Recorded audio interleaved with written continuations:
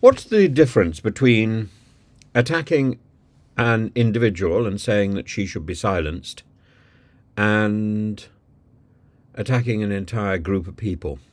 Well, the former is, at its worst, satirical, at its best, good advice, and the latter is unacceptable.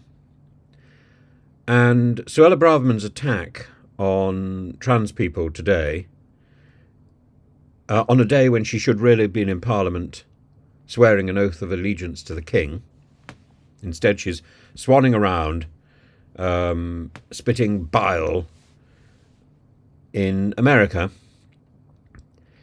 talking about mutilation, talking about the pride flag as something that suggests she's in an occupied territory. She is deeply abusive and deeply offensive. I entirely agree that gender reassignment is something that should not be imposed on children, but it isn't. It isn't. And the process of gender definition is something which perhaps is being over-talked about with children. But the problem of dealing with transition and being trans, this is a real issue. And it has the backing of medical support. And I think this vitriolic attack on gender-affirming care for trans youngsters is deeply abhorrent, and we shouldn't be hearing this sort of stuff. As I say, there's a big difference between what Suella Braverman was ranting on about today and what J.K. Rowling has been discussing. J.K. Rowling has been discussing spaces, and I think that's a reasonable discussion. I don't know whether I agree with everything that J.K. Rowling is saying, or indeed agree with the language that she is using, but this is a significant change in the argument, and there are things which are being discussed which perhaps should not be discussed so openly, number one. And a person who has a position of authority, who has been elected to a position of authority, I think has a right to act in the interests of all her constituents. And some of her constituents will be people going through the transition to being fully trans individuals. And she is alienating her constituents and people who are struggling with their identity in her constituency. It is wrong. And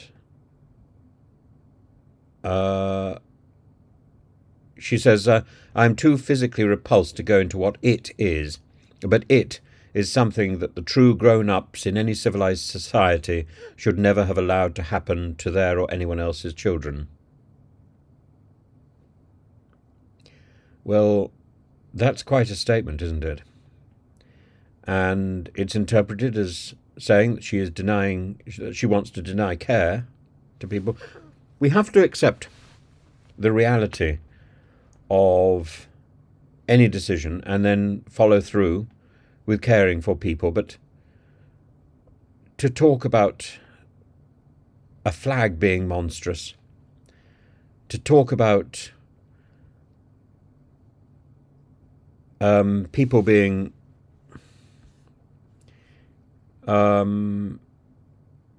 monsters, mutilating children. This is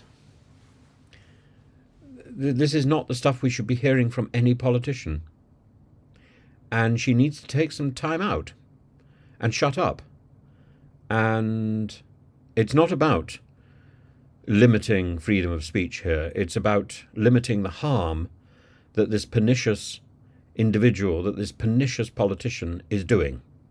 She did it about Albania. She did it about Pakistan. She has demonized Rwanda as a deterrent. And now she's on to pride and the trans community. Is there no end to the hatred that she wishes to stir up? I would be delighted to sit down with Suella Braverman and hear her say something nice, hear her say something positive. What positives does she have to offer? I would love to hear 20 minutes of Suella Braverman saying something pleasant, but I don't think it's within her vocabulary or within her nature. And there are very few people in the world who I think have crossed the line from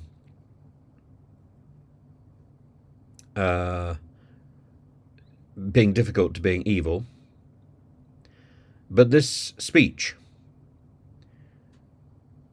I think, crosses the line. Whether she crosses it with this speech, I don't know. But I don't think that she is somebody who breathes union and breathes leadership. She breathes division and hatred. And that should have no place in our national or international debate. This is the stuff, this is the language that you hear in Putin's Russia. This is not the language you should be hearing from a British politician. And I hope people in her constituency will call out and say, this does not represent me. Because that's her only job, to represent her constituents. And I would love to know what her constituents think, what her constituents in Fareham and Waterlooville think in Hampshire about her campaign of hatred and putting people down, putting Jenrick down, putting the gay pride flag down, putting Albania down, putting Pakistan down. What do her constituents think of this? Do they support this?